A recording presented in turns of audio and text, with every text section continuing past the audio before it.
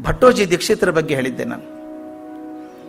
ಈಗ ಪೂನಾ ಪ್ರಾಂತ್ಯದಲ್ಲಿ ಸುಮಾರು 400 ವರ್ಷಗಳ ಹಿಂದೆ ಬಹುದೊಡ್ಡ ಸಂಸ್ಕೃತ ಪಂಡಿತರಾಗಿ ಹೋದರು, ವ್ಯಾಕರಣ ಪಂಡಿತರು. ಅವ್ರಿಗೆ ಆಧುನಿಕ ಪಾಣಿನಿ ಅಂತ ಕರೀತಾ ಇದ್ರು, ಅಂತಹ ದೊಡ್ಡವರು. ಅವರು ತಂದೆ ಇದ್ರು, ಸುಮಾರು 80-85 ವರ್ಷದವ್ರು ಇರಬೇಕು.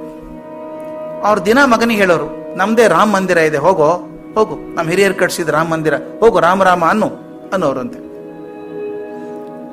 ಇದು ಹಿಂದಿಯಲ್ಲಿ ಓದಿದ ಕತೆ, ನಾನು ಬಹಳ ಚೆನ್ನಾಗಿರೋದು ಮನಸ್ಸಿಗೆ ಮುಟ್ಟಿದೆ ನನಗೆ.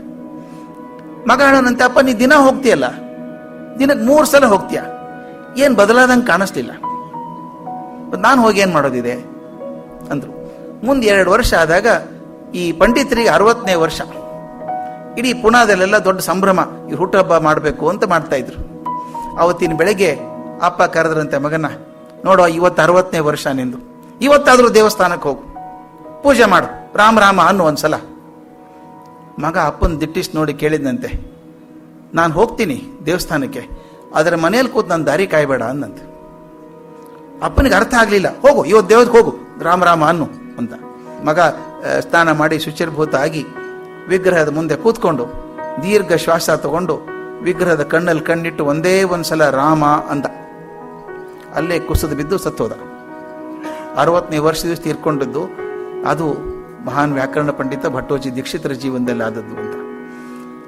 ಇದು ಲೇಖಕ ಬರೀತಾನೆ, ಅವ್ರು ಹೇಗಂದಿರ್ಬೇಕು ರಾಮ, ಒಂದೇ ಸಲ ಅಂದದ್ದು ರಾಮ.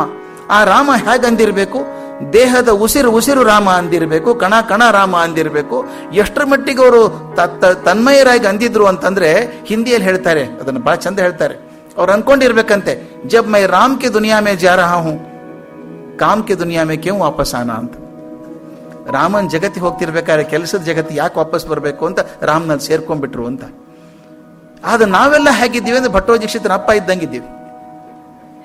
ಜಪಮಣಿ ಕೈ ಬಿಡೋದಿಲ್ಲ, ರಾಮ ರಾಮ ಅಂತಾನೆ ಇರೋದು. ಬಾಗಿಲು ಗಂಟೆ ಆಗತ್ತೆ, ಯಾರು ಬಂದ್ರು ನೋಡು ಅಂತ ಹೇಳ್ಕೊಂಡೇ ಮಣಿ ತಿರುಗಿಸ್ತಾ ಇರೋದು. ಅದು ಸುಳ್ಳು ಇಲ್ಲ ಅಂತ ಹೇಳ್ಬಿಡು ರಾಮನ ಹೆಸರಲ್ಲಿ. ಮಂಗಳಾರತಿ ಮಾಡುವಾಗ ನೋಡ್ತಿರ್ಬೇಕು, ಯಾರು ಬಂದ್ರು ನೋಡಿ ಹೊರಗಡೆ. ಮಂಗಳಾರತಿ ಯಾರಿಗೆ?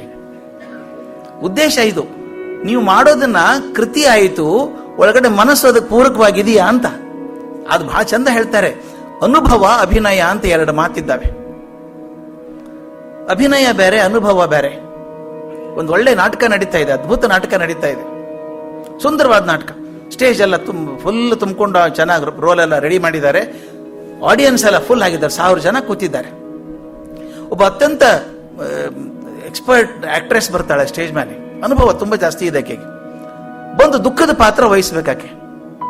ಸ್ಟೇಜ್ ಮೇಲೆ ಬಂದು ಗ್ಲಿಸರಿನ್ ಹಾಕೊಳ್ಳೋದೇನೋ, ಸ್ಟೇಜ್ ಮೇಲೆ ಬಂದು ಎಷ್ಟು ಚೆನ್ನಾಗಿ ಬಿಕ್ಕಿ ಬಿಕ್ಕಿ ಬಿಕ್ಕಿ ಅಳ್ತಾಳೆ ಅಂತಂದ್ರೆ ಮುಂದೆ ಕುಳಿತವ್ರ ಕಣ್ಣೆಲ್ಲ ಒದ್ದೆ ಆಗಿ ಹೋಗ್ತದೆ.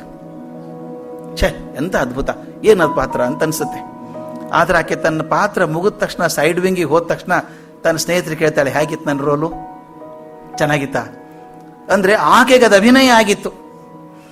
ಆದ್ರೆ ಹಾಲಲ್ಲಿ ಕೂತಂತ ಜನಕ್ಕೆ ಏನಾಗಿತ್ತು, ಅವ್ರಿಗೆ ಅಭಿನಯ ಅಲ್ಲ, ಅದು ಅನುಭವ ಆಗಿತ್ತು. ಇದೇ ವ್ಯತ್ಯಾಸ ಇರೋದು. ಅನುಭವ ಅಂದ್ರೆ ಬೆಂಕಿ ಕೈಯಲ್ಲಿ ಹಿಡ್ಕೊಂಡ ಹಾಗೆ. ಬೆಂಕಿ ಕೈಯಲ್ಲಿ ಹಿಡ್ಕೊಂಡು ಕೈ ಸುಡ್ಬೇಕದು. ನಾನು ಬೆಂಕಿ ಹಿಡ್ಕೊಂಡಿದ್ದೀನಿ ಕೈ ಸುಡೋದಿಲ್ಲ ಅಂತಂದ್ರೆ ನೀನ್ ಬೆಂಕಿ ಹಿಡ್ಕೊಂಡಿಲ್ಲ, ಬೆಂಕಿ ಚಿತ್ರ ಕೈಯಲ್ಲಿ ಹಿಡ್ಕೊಂಡಿದ್ದೀಯಾ ಅಂತ ಹೇಳ್ಬೇಕಷ್ಟೇ. ಅನುಭವ ಅಂದ್ರೆ ನಿಮ್ಮನ್ನು ಬದಲಾಯಿಸ್ಬಿಡುತ್ತದೆ. ಒಂದು ಕಾಗದವನ್ನು ಬೆಂಕಿಯಲ್ಲಿ ಹಾಕಿದ್ರೆ ಮರುಕ್ಷಣಕ್ಕೆ ಬೂದಿ ಆಗ್ತದೆ, ಮತ್ತೆ ಕಾಗದ ಆಗೋದಿಲ್ಲ. ಒಂದು ಬದನೆಕಾಯಿ ನೀವು ಬೆಂಕಿಯಲ್ಲಿ ಹಾಕಿದ್ರೆ ಅದು ಬೆಂದು ಹೋಗ್ತದೆ, ಮತ್ತೆ ಗಟ್ಟಿ ಬದನೆಕಾಯಿ ಆಗೋದಿಲ್ಲ. ಅಂದ್ರೆ ಬೆಂಕಿಯಲ್ಲಿ ಹೋದ ವ್ಯಕ್ತಿ ಇನ್ನು ಮತ್ತೊಮ್ಮೆ ಹಾಗಾಗಲಾರ್ದಾಗ ಬದಲಾಯಿಸಿ ಹೋಗ್ತದೆ. ಅದು ಅನುಭವದಿಂದ ಮಾತ್ರ ಆಗುವಂಥದ್ದು. ನಾ ಎಷ್ಟೋ ಸಲ ಚಿಂತೆ ಮಾಡಿದ್ದೇನೆ. ವಿವೇಕಾನಂದರು ಬದುಕಿದ್ದು 39 ವರ್ಷ, ಶಂಕರಾಚಾರ್ಯ 32 ವರ್ಷ, ಜೀಸಸ್ ಕ್ರೈಸ್ಟ್ 33 ವರ್ಷ. ಇದೆಲ್ಲ ಹೆಂಗ್ ಸಾಧ್ಯ ಆಯ್ತು ಅವರಿಗೆ? ನಮ್ಗೆ ಯಾಕೆ ಆಗೋದಿಲ್ಲ? ಯಾಕಾಗೋದಿಲ್ಲ ಅಂದ್ರೆ ಅವ್ರಿಗೆ ನಮ್ಗೆ ದಿವಸಕ್ಕೆ 24 ತಾಸಲ್ಲಿ 2 ನಿಮಿಷನೋ 3 ನಿಮಿಷನೋ 5 ನಿಮಿಷನೋ, ಬಹಳ ಪುಣ್ಯ ಇದ್ರೆ 10 ನಿಮಿಷ ಅನುಭವ ಆಗ್ತದೆ. ಬಹಳಷ್ಟು ಕಾಲ ನಮ್ಮ ಜೀವನ ಅಭಿನಯದಲ್ಲೇ ಕಳೆದು ಹೋಗ್ಬಿಡುತ್ತೆ. ಆದ್ರೆ ಅವ್ರ ಜೀವನ ಹಾಗಲ್ಲ. ಪ್ರತಿಯೊಂದು ಜೀವನದ ಘಟನೆ ಅವ್ರನ್ನ ಹೆಂಗ್ ಬದಲಾಯಿಸ್ಬಿಡ್ತದೆ. ಶಂಕರಾಚಾರ್ಯ ಜೀವನ ನೋಡ್ತಾ ಗೊತ್ತಾಗತ್ತೆ. ತಮ್ಗೆಲ್ಲ ಗೊತ್ತಿರೋದು, ಕಾಶಿಯಲ್ಲಿ ಅವನು ಚಂಡಾಲ ಬಂದು ಎದುರಿಗಂದಾಗ ಸರಿ ಅಂದದ್ದು, ಅಂತಹ ತಿಳುವಳಿಕಿದ್ದಂತ ಶಂಕರಾಚಾರ್ಯ ಹೇಳಿದಾಗ ತಕ್ಷಣ ಅವನು ಕೈ ಮುಗಿತಾರೆ, ಮಾರಾಯ ನನ್ನ ಬುದ್ಧಿ ಕಲಿಸ್ಬಿಟ್ಟೆ ನೀನು. ಇದು ಅನುಭವ ಆಗದಿಂದ ಬರುವಂತಹದ್ದಿದು. ಅಭಿನಯದಿಂದ ಬರುವಂತಹದ್ದಲ್ಲ. ಅಂದ್ರೆ ಪ್ರತಿಯೊಂದು ಕ್ಷಣ ಜೀವನದಲ್ಲಿ ಆದಂತ ಪ್ರತಿಯೊಂದು ಘಟನೆ ಅವ್ರನ್ನ ಎಷ್ಟರ ಮಟ್ಟಿಗೆ ಬದಲಾಯಿಸ್ಬಿಡ್ತು ಅಂತಂದ್ರೆ ಮುಂದೆ ಅವ್ರು ಹೇಳಿದ್ದೆಲ್ಲ ಉಪನಿಷತ್ತಾಗಬೇಕು. ಅದಕ್ಕೆ ನಂಗೆ ಅನ್ಸುತ್ತೆ ವಿವೇಕಾನಂದರು, ಶಂಕರಾಚಾರ್ಯರಂಥವ್ರು ಯಾಕೆ ಬದುಕಿದು ಸ್ವಲ್ಪ ಕಾಲದಲ್ಲಿ ಮಾಡಿದ್ರು ಅಂದ್ರೆ, ದೈಹಿಕವಾಗಿ 33, 32, 39 ವರ್ಷ ಬದುಕಿದ್ರು ಕೂಡ ಅವ್ರು ಮಾಡಿದಂಥ ಸಾಧನೆ ಸುಮಾರು 150, 200 ವರ್ಷಕ್ಕೆ ಸಮ. ಹಾಗೆ ಅನುಭವದಿಂದ ಮಾಡಿದಂಥದ್ದು. ಆ 32 ವರ್ಷಗಳಲ್ಲಿ ಮಾಡಿದಂಥ ಸಾಧಿಸಿದಂಥ ಕೆಲಸ 1000 ವರ್ಷ ಬದುಕುವಂಥದ್ದು, ಜನರನ್ನು ಬದುಕಿಸುವಂಥದ್ದು.